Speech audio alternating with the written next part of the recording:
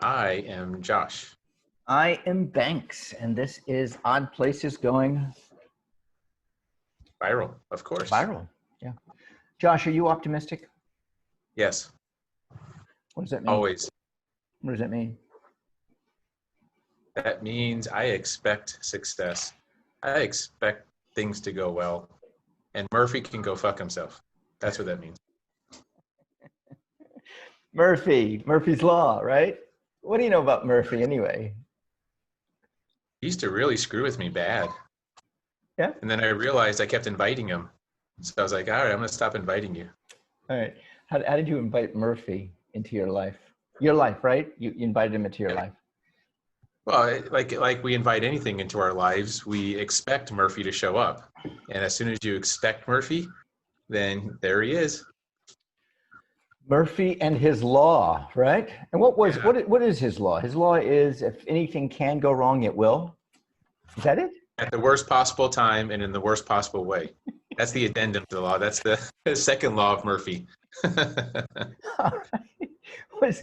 Do you think Murphy was an optimist? Not at all. So he died poor, alone, and destitute. Yeah? I don't know. I don't know much about Best Murphy. case scenario, yes. I would say that would be the best case. So why would someone have this philosophy? Why would have someone have like the worst, look at the life at life in the worst way?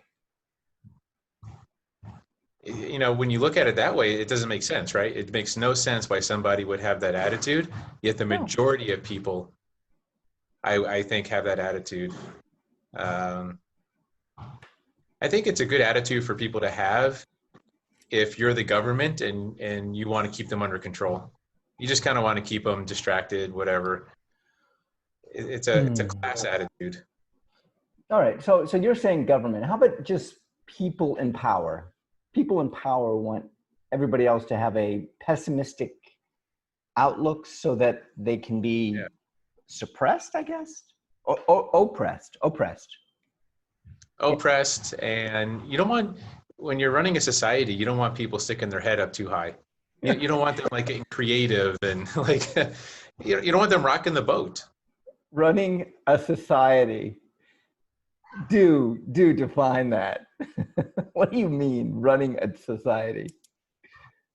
You are leading an organization of some sort that relies on your power.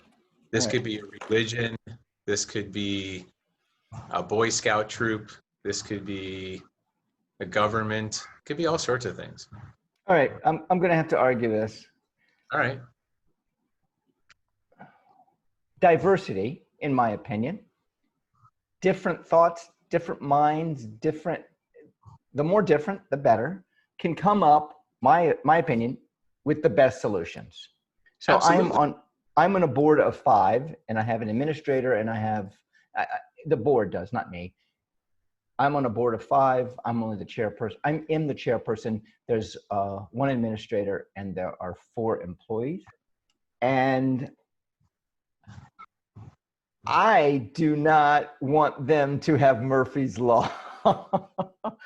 I want them to be optimistic because I feel, this is me. I feel when we all get together, we have more possibilities, more choices, and hopefully we can come up with a better choice. You're 100% correct. I am fully on board with that. Okay.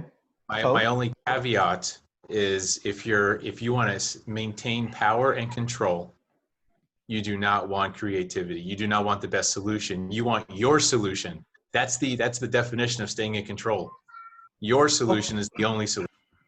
Okay, so maybe what I want is to take credit for my solution. Yeah? I mean, take credit for the best solution.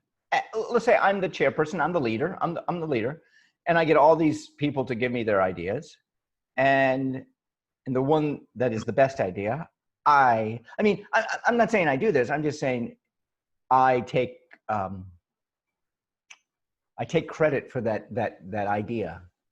Yeah. And by taking credit, then I can still stay in power because it's my idea, even though it was not my idea. It was, it was my administrator's idea. It was somebody else's idea. So I'm saying, and I'm starting to see this and read about this in corporations now, where there's no leaders. Everybody knows what they need to do, and it's like the beehive effect or the ant effect or the ant colony, because people know what to do. They know, the thresholds, the watermarks, the whatever marks that they need to reach every week, month, day, and they do it. And who sets those watermarks? Who sets those milestones? Milestones. That's what the word. Watermark is good too. I like watermarks. Yeah, it's like on a boat. I'm thinking of a watermark. Who sets those? More than likely, I bet the leaders set it. The leaders. Okay, so there still has to be a leader. Got it. Well, I'm saying maybe the employees set it. Maybe the employees set their own salaries. Maybe the employees. Why can't the employees own the company? They can, but there still has to be one person. The buck has to stop somewhere. All right. Now you're saying stop. What do you mean? Someone has to take responsibility for the company. Here's what I mean. The company. Go ahead. Yeah. Look, let's take a small company, like 5 people.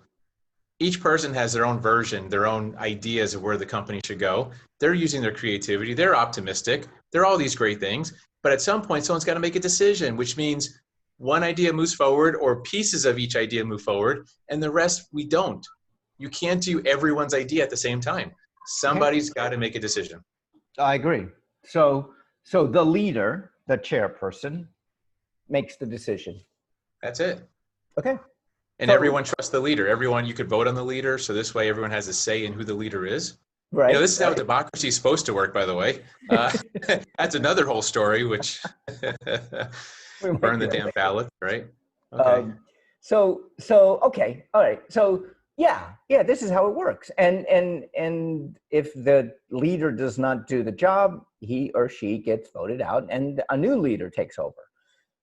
I get that. My point, where do we go? Oh, we went to being pessimistic. Yeah, being pessimistic if you work. Okay. All right. So I look at it as a company that the employees own the company. They trust a leader, and every 3 years, a new leader is elected or not elected. They have the rules, and the company keeps moving, and the money goes back into the company. The more work, the more profit they make, the more the company makes, the more everybody makes. Can I ask you a question? Sure. Is this company by any chance called the United States of America? Yeah, that's it sounds really familiar. I don't want to call you out on your company name here, but it sounds very. No. The company I was thinking about, and I only know a limited amount of information. I was thinking about Patagonia. Patagonia is a clothing company that has daycare for their kids on site. For their workers. They have education for their workers. They have benefits. I think the money goes back into the company. They're not on the stock exchange, so they don't have to worry about a board and stockholders. The stockholders are the company, and they just keep and everybody the wealth goes to everybody.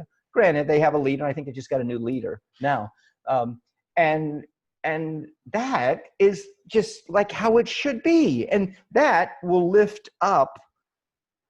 So they make $32 an hour, let's say, what they do. That is going to make other companies have to raise their salaries in order to match that. And to my understanding, I'm not sure, that Patagonia has a multi-million-dollar settlement plan or payback or get out of card free for their executives. Leader, their executive. Their main executive, CEO, COO, whoever it is. So you're a socialist, is what you're saying. Okay. You literally describe socialism in a company. That's a perfect example of how socialism is supposed to work. Okay. What do you mean by socialism? I mean, the members of the organization own it. They share in the profits. They give their labor in return for that ownership piece. They're taken care of. They don't have to compete against each other. It's literally the definition of socialism. And I'm not judging. I'm not saying it's a bad thing. I'm just saying Patagonia is running a socialist organization the way that a government might in a very similar situation. That's just cool. That's all. I think that's brilliant. Oh man, this is a whole nother topic. We got time. When you say the definition of socialism, what is the definition? The definition of socialism is not Patagonia and how they do it and how I explained it. Now they might be different than me. I've only read about them and how they strive. My question to you is, what is socialism? Socialism is a system where the means of production are owned by the workers, in which the profits and the things that come out of that means of production, the products are, and the profits and things like that are equally distributed. They're basically shared among the community. Okay, got it. I'm Right? all for that. I'm all for that. Yeah. And I'm not using the S word as a naughty word like everyone else wants to. I'm saying it's just a form. Let's talk about the S word. Let's talk about the S word. We don't have a lot of time. Yes. I personally think when people throw out socialism, I do not think they know what they're saying. I think that it is a bad word or a naughty word, or some people do not like it. And when you just throw it out there, it's that trigger word that just, oh my gosh, you're an S? Oh my, well, you're a D. Well, you're a C. You're an F. You're a G. The point is, we don't have time for it. Well, look, if you're, one last thing. If you're appalled by the S word, then you probably are a C word. I'm Josh. I'm Banks. Odd Places going viral.